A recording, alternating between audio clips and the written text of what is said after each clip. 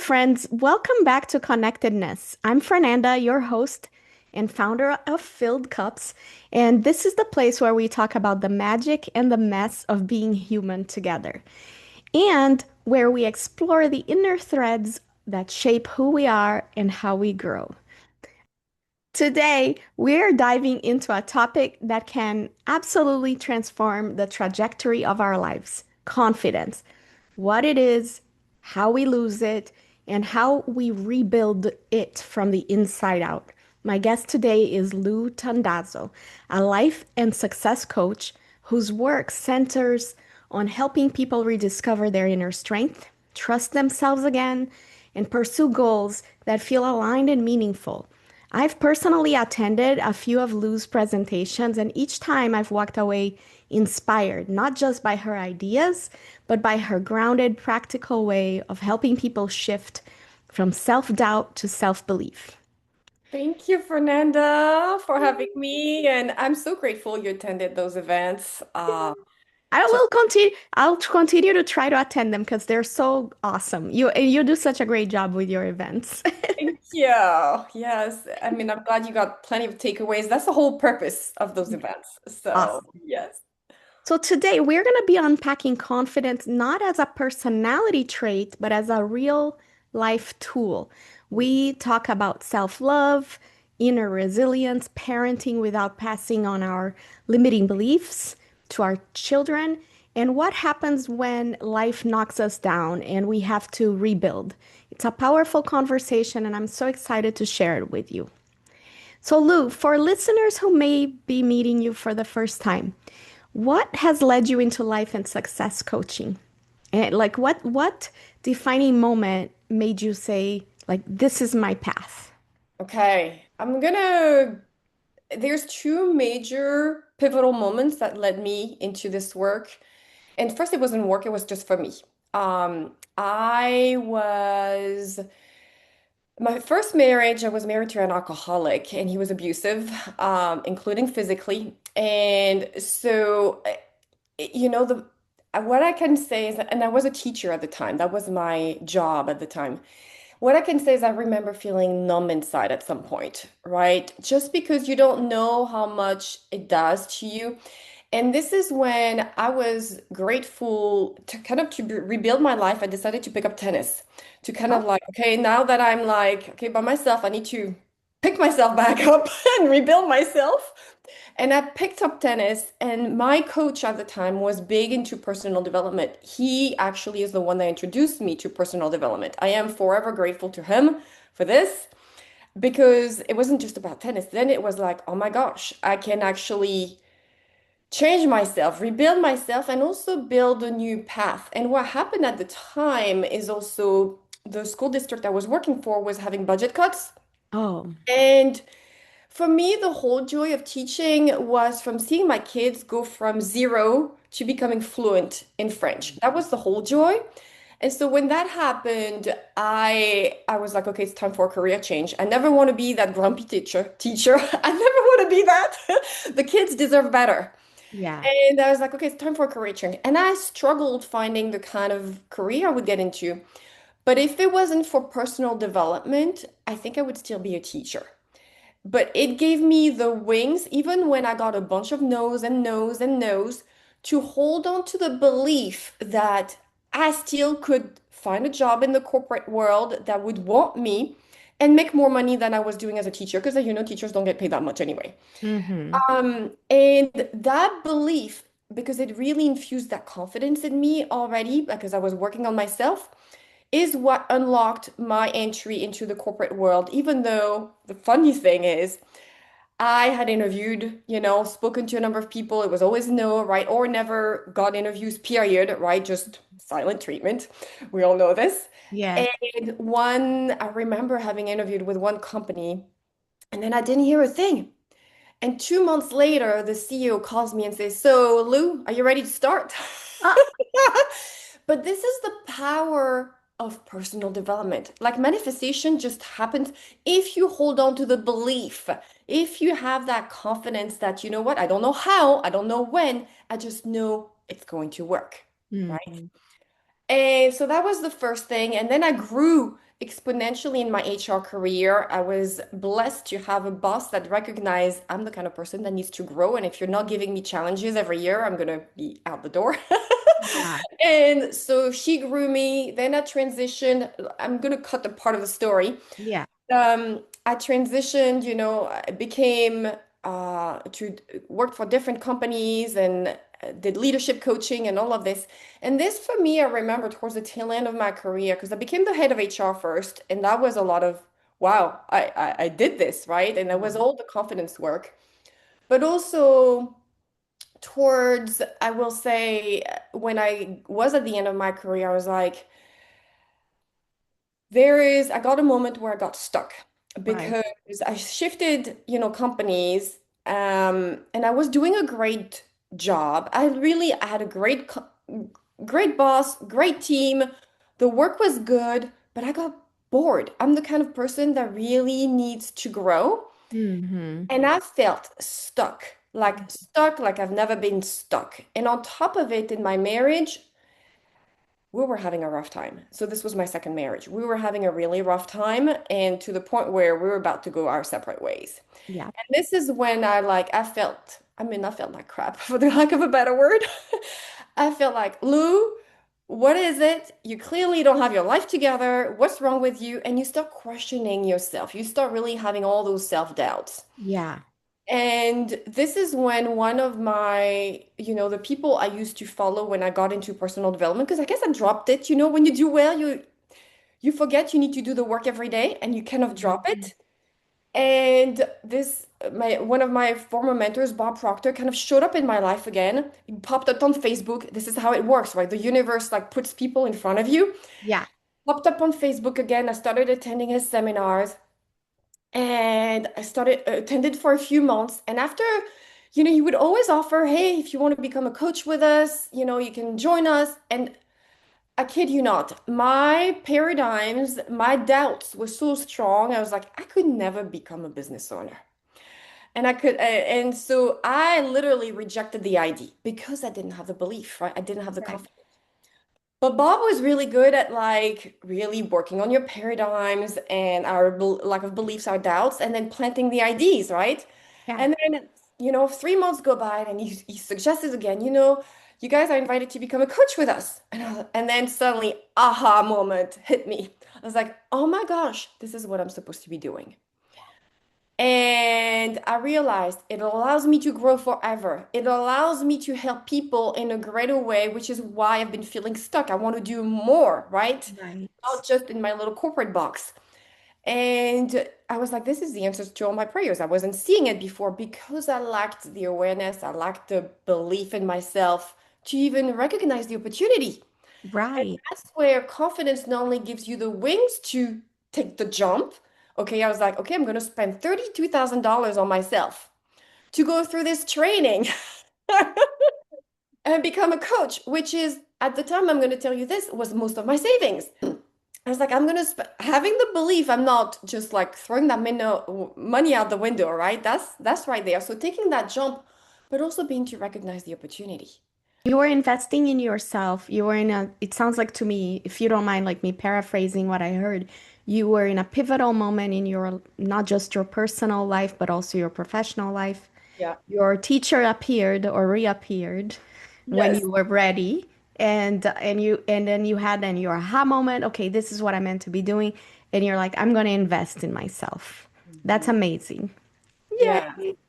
Kudos to you. I'm like clapping on my squeezy ball here. Because I've heard you speak about confidence before, and it had a really good impact on me, and I really liked what you had to say. So, like, would you mind for our listeners describing what how do you define confidence? Yeah. For me, really, it's that belief in your ability to achieve anything you really want to. And it's understanding the laws of your being, how your mind works to Hmm. with the universe, with your body, and understanding, yeah, that you're such a powerful being and we're a spirit with an intellect in a physical body, but we can literally create anything we want. The question is, do you believe it? Mm, And the moment you do and truly do, I'm not saying it's going to be an instant manifestation for most people, right? But the moment you really do, you're going to make it happen. So it's that belief in yourself and in your abilities, in your talents, recognizing that in yourself. Because I feel like a lot of us look at our weaknesses more than our talents, and knowing you have the capacity and ability to achieve anything you really want, that your heart desires. yeah. So it's like self-trust essentially. And yeah, will it take work? Sure. Whatever you're setting yourself out to do, will it be a lot of work? Yes. Is it impossible? No. Right? Not you, as long as you're putting your effort towards it, you can do it. You just just trust yourself that you can do it. And Uh I yeah. was gonna say a lot of that trust comes from, like I said, understanding who you are, the laws of your being, but having an actual true perception of yourself. Mm, A lot of the time, and I know that was me, we have a skewed perception of ourselves. We tell ourselves stories of because we made a mistake a long time ago about something we're not good enough. mhm. Maybe we heard that growing up, right? And we end up with this warped perception of ourselves, and that actually directly impacts our confidence. But it's only an opinion. It's strictly an opinion, and you can change your opinion. Can change. Okay, so this is wonderful. Thank you. One of the things you said in one of your blog posts is that confidence isn't pretending to be superwoman, but knowing your capabilities. So, how can somebody begin to distinguish genuine confidence from like performance or pressure, for Mhm. example?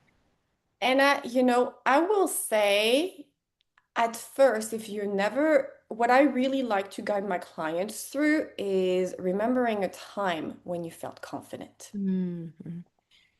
Because you have that memory, whether it was jumping off the high dive, or maybe you sang at a recital and you nailed it, right? There was a time, or even like the first time I see my kids, right? I have a bunch of kids where sometimes my son, he's 6 and he's like, "Oh, I put on my shirt by myself." Yes, good job. But these are the moments where you have this in your cells, in your memory. And if you can reconnect to that feeling, that's Mm, true confidence. And at first, when you are trying to do something new and may not feel confident about it, and it may feel like acting at first, right? yes, You can tap into that memory of what confidence truly felt like. You can literally transpose that confidence feeling, and I call it the success mechanism, and transfuse it into the new situation and truly act confidently in your new situation genuinely. yes. I love that.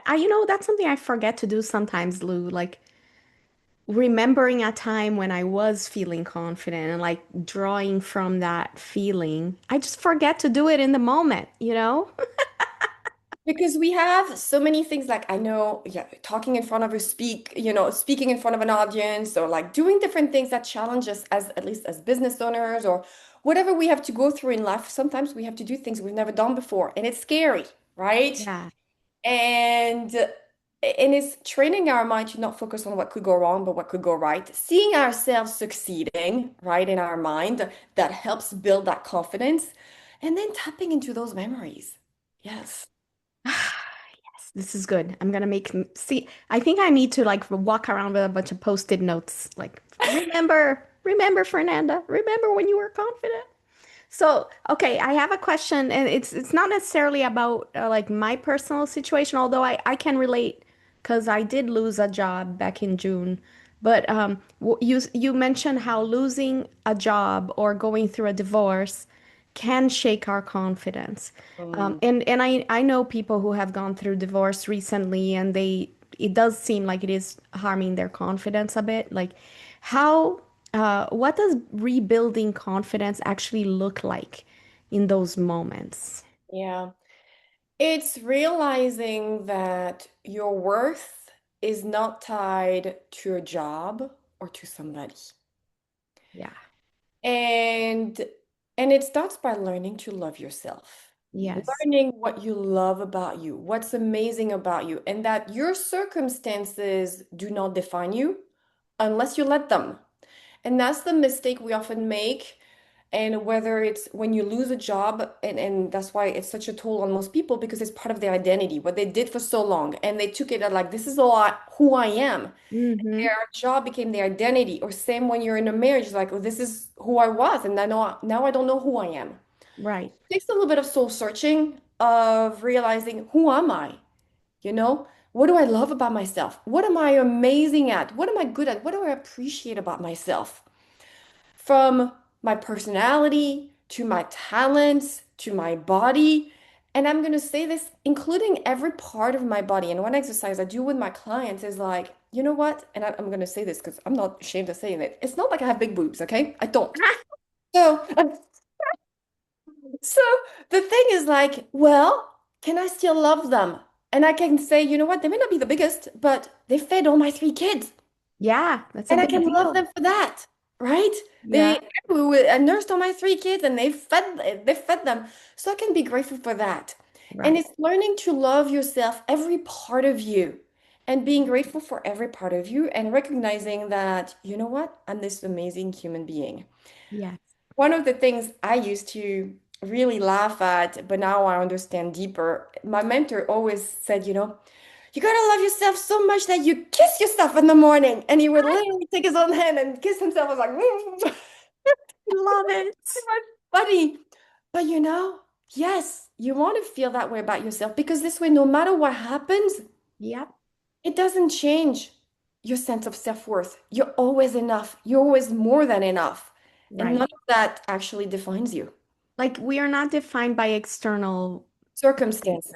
external anything, validation, other We people's don't opinion. need validation. We We have don't. to give it to ourselves. Mm-hmm. That's it. Yeah, Yeah. that's what I've been on a self-validation kick lately. I'm like, all that matters is my own personal validation of That's myself. the only thing that matters, and that's one of the things my mentor taught me to, and I was so grateful because I used to really worry about what people think. Mm-hmm. So when I was about to get my second divorce, I was like, oh my gosh, what's my family going to say, right? And I was like, why do I? And then when I got into this, like, why do I care about what they think? It's about me. Am I happy? Who cares? Yeah. And it was realizing he says something is like, you know what? I hope that you like me because I'm a pretty nice guy. But in the end, it doesn't matter because I like me. Yeah. That I remember that forever. I was like, whoa, the only opinion that matters is the opinion I have of myself. Nothing else matters. Preach, Lou, preach. I completely agree. I think I wish I had like a big banner that said that. So, okay. So, this is also referring back to one of your blogs about, and this is an interesting concept. I hadn't thought about it explicitly, but it's good that you're bringing it up. Like you're talking about limiting beliefs parents may unintentionally pass on to their children, especially in families with special needs. And like how do those beliefs take root, do you think? Gosh, and I'm saying this from experience because I have a special needs kiddo, and I can say just even being, and it's unintentional, but even being in a community of special needs support groups, because I'm in those groups, because I'm a mom of a special needs kid, a lot of the conversations and our mind, we don't know how to guard it. And this is the biggest problem. So when you're in those conversations and you see all the limitations of those kids, you start making assumptions, or people unintentionally start telling, well, I don't think your kid will ever be able to do those things, with that condition. And the odds, are really, they're not going to ever be able to do those things, right? Whether it's a doctor, whether it's other parents. And they're not trying to consciously sabotage you and your kid, but Mm-hmm. you don't know any better. We don't filter it. We accept that. And here's what happens. If I accept that belief, my kid will never be able to do this, my kid will never be able to do this. Well, in the way I'm going to treat my kid, set expectations, talk to him, and even from like without talking, my kid is going to feel it. And Yeah. they're like, I can never do those things. and they're going to literally manifest that. And so one of those things I've tried to really work on is like make a goal for myself. No, my kid is going to hit maybe delayed on his own pace, but is going to be able to do everything that every other child can. Hmm. And not let his condition dictate what he can or cannot do. Yes. It's so, I wish, and it's easy for us to play Monday morning quarterback, right, in our lives. And that's something like I'm in a phase now of self-forgiveness and having grace with younger versions of Fernanda. But I can totally relate to everything you're saying in a, oh crap, I could have done this better type of feeling, like with my older kids, that they're both, one of them is 24, the other one's 22, and I um I might have been the parent that let my own limiting beliefs about my kids, whether I said them or just didn't say them, but that they Felt kind of it. Yeah. felt it. Yeah. Um, but it's never too late, right? It's never too. I'm going to say this, it's never too late. Yeah, Um, I didn't start out as a great mom because I wasn't into this work until like really deep into this work until my some of my kids when my oldest was older. yeah, And I will say I've seen a drastic change in him because of this work. And he lacked confidence. My oldest lacked confidence, and yeah. he was the kid that struggled. He was the kid that didn't have good grades. And we were able to change this within a year, That's amazing. right? And I will say the biggest thing is like realizing it's never too late. It's never too late. Yep, It's never too late. Giving, yes, could we have done better? But you know what? One of the things I've learned is we all try to do our best with the awareness we have exactly. at the time. And that's all we can do. And as long as we continue to work on ourselves and then help others elevate themselves and share that with them and Yeah. do better, that's that's that's a win. We're winning if we do this. Absolutely. And also like just to like one of my internal conversations when I start thinking about guilt, mom guilt and things is like, well, I grew up in the 80s.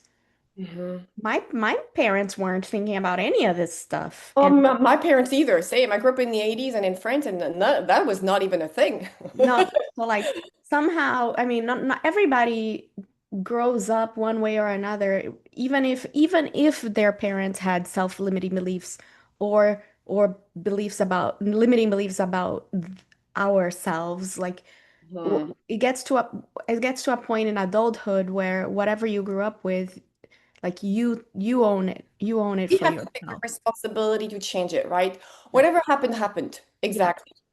They Yeah. did the best they could with the awareness they had, just like we all, same here, right? But now we own the responsibility of changing those limiting beliefs so that we can do better and grow and carry out our purpose and thrive in this world.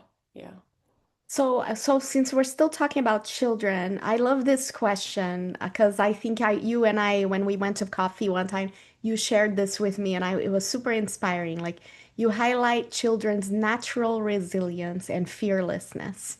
What can adults learn from watching how children approach those challenges? Yes. I want you to think of a child that's learning how to walk. They're not thinking about, I'm going to get hurt. I'm going to fall 100 times. They're not thinking about any of that. They're locked in. I was like, I am going to walk. And they don't care, right? They're going at it. Even they're going to bang themselves, like whatever it is, and cry. Is like, okay, back up. I'm going to get there. And over time, we lose this ability to just lock in on our goal and jump in fearless, right? I was like, well, yeah, I'm gonna get banged up on the way, but I'm gonna get there. Um, and because ultimately, and it reminds me of a quote from Thor, is like, if you can walk, like get up and walk, and I don't remember the exact wording, I'll have to find it later, Fernanda, Yeah. basically walk through life with the belief that you're going to get there without worrying about what could go wrong. you're always going to get there. Yeah. And it doesn't mean that everything is going to happen instantly. It doesn't mean that you're not going to have bumps on the road. But I will say that when you look at children, I mean, I'm going to take my own child who's had many surgeries. And, but right after surgery, he's smiling and he's in forecasts. And I'm like, if we were an adult, right after surgery, miserable, grumping, complaining, how horrible life is, how I can't move anymore, they're not Mhm. focused on the obstacles. And I remember watching him trying, scooting on his bum around to get to his toys, which he couldn't even grab because he was again in forecast, right? But they find a way. They're not focused on what obstacles do I have, what my limitations are, what circumstances are occurring in my life that actually make this almost impossible. They're like, I'm going to get my toy and I'm going to find a way. And those things are not going to stop me. That's so inspirational, really. Like, and I remember you were mentioning this, and I get a little emotional. Sorry, Lou. No, it's all My good. my listeners are used to me crying on the podcast, so it's not a big deal. Yeah. Let's all remember, guys, whenever we're having challenges, like remember what Lou just said. Like her son wasn't thinking about his limitations. He just wanted to go get the toy. You know what I mean? And there's nothing more beautiful than that, honestly. I think it's great. Oh, sorry. Let me No, just you're good. You're the next section of my questions have to do with something that I personally really enjoy is which is like self-talk. I want to talk about affirmations effectively, but what would you recommend for people who have negative self-talk? Like how would a lot I think mostly everyone might struggle with negative self-talk every now. Some of us every day, all the time. Some people just every now and then if they're stressed or something. Like, what would you recommend for interrupting and rewiring those patterns? Yes.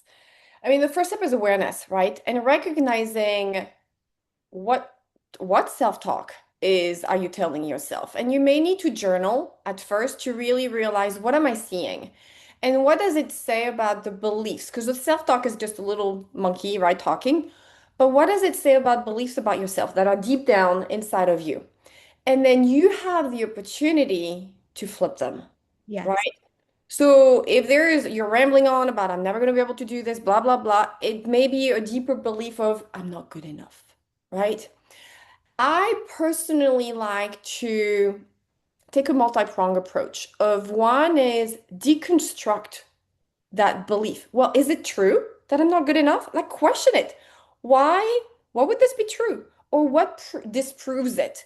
Right? Looking then at all your past successes, your past wins, you're like, well, this is a BS, right? Yeah. This is a bunch of nonsense. And then you can reinforce it with affirmations and mirror work and things like this, right? Yeah. Um, So affirmations. We can talk forever about affirmations. Can you tell me, sorry to interrupt, but can you tell me how do you think we should do affirmations like effectively rather than superficially? yes, there's a few components to affirmations. The first one is you have to write it in a way and say it out loud in a way that you're not rejecting. Because if you're saying it, for example, I am super confident. But as soon as you feel it, you feel like and your body is your best thermostat. You feel like it contracts you. You know your subconscious is rejecting it. Hmm. And that means the affirmation is not going to really get in there. Yeah. So you may want to modify it. I like to use modifier of like, for example, I'm getting more and more confident every day. That Mhm. I can accept. Okay. So one is the wording. Yeah. Number two is feeling. If you do not feel it, it will not do anything for you, right? So make sure first you deconstruct the belief, then you find the right words, then you have to get emotionally involved with it. And maybe use a time when you felt confident so you can tap into that to really feel it deep in your cells because ultimately you're retraining and rewiring your cells. And so it's important that you connect the physical with the words and what you're saying and the vibration of all of it. So you want to feel like I'm getting more and more confident and maybe use the power pose, right? The superwoman pose. Movement really helps as Mhm. well. When you're saying affirmations, movement is a great way to help them sink in even better. Yes. Or music. I like music as well to help them sink even better. And I will say, ultimately, I'm going to say this, if you do not back up your affirmations with action, your body, your mind knows you're lying to yourself. Hmm. So ultimately, you're going to have to do things that are uncomfortable. Yes, you have to pep yourself up, so to speak, right? And say, you know what, I'm getting more and more confident. And you may need to do mirror work. You could practice a number of times in your mind as well, because practicing your mind is just as effective. And then do it in the real world and say, you know what, I am confident. Visualize yourself being confident as well, and then act it out. And you will see that when you take action, it then really makes a massive reinforcement to the new belief you're planting into your subconscious mind. I love this. And I was just gonna add that because I've done affirmations for a long time, but I've read some books about it. One of them is called What to Say When You Talk to Yourself. It's an excellent book, and it teaches you how to write your own affirmations. Yeah. And one of the things that I got from that was the way that the teaching was, it was to write affirmations with action verbs. Like what am I, like for example, let's say if I'm worried about being disorganized and I want to create an affirmation about being more organized, I'm not going to do like, I am organized. I'm going to say, like, I am putting together all the necessary pieces to make myself more organized. Okay. Because it's like the putting together is an action that I can drive. Does that make Mhm. sense? Or Instead yeah, of I schedule my day in an organized manner. Something that's very specific that you can actually take action on. action. Yeah. Yes. So that's wonderful. Thank you so much. You've talked already about self-love, loving yourself. You talked about hugging or kissing yourself in the morning, and those are all beautiful. What about like if there are situations from our past that we are not proud of? How can we kind of reinterpret that part of ourselves so that we can still love ourselves despite things we might not have been proud of? Yeah, and I'm gonna say, um, it's learning or developing a new relationship with failure and mistakes, first of all, and understanding that you wouldn't be where you are today if it wasn't for those things, and learning to be grateful for those. And realizing that at the time you did the best that you could with what you knew. Hmm. And I think, it's all about self-acceptance and that all of us, none of us are perfect. No, None of us are. But focusing on, you know what? I let it go. I release it. It made me a better person because today I make better choices. And so instead of looking at what you did wrong, looking at how you grew from it and that it served a purpose. And this way you develop a new loving relationship with it and the fact that, you know what? I became such a better person because of it. And then being thankful for it. we learned, and Mhm. we forgive ourselves and we move on and we take that as a lesson for now. So, Yes, it is a lesson and being grateful for the growth, for even though the learning was difficult, right? Um, just realizing one affirmation I use, and sometimes you can write a forgiveness letter to yourself. I like to do that I recommend that to my clients. One of the every affirmation I like to use when whether it's to forgive somebody or forgive yourself, you say, I release myself to my highest good. mm, So I release, so if there's somebody that you're holding something against, I would say, I release, I'm going to call you Fernanda because you and I are talking. I release Fernanda to her highest good, and I release myself to my highest good. There's tremendous power in this. I've used it with many clients, and when you say it over and over, you're going to feel that release at some point, and it feels like, whoa, I let that weight go. That's amazing. So, can you tell the listeners where to find you or what if they want if you want people to know about a specific thing you're doing or please go ahead. Yes, so I always have events coming up, and I have an upcoming event coming up on December 11th at 6 p.m. It's a private dinner. We're going to talk, it's specifically for business owners, that one. And we're going to network, talk about how to grow our sales and grow our business, and then also just have fun prizes and a really good food. So I definitely invite you all to do this. But to find me, to connect, I'm on all social media, but all the links can be found on my website.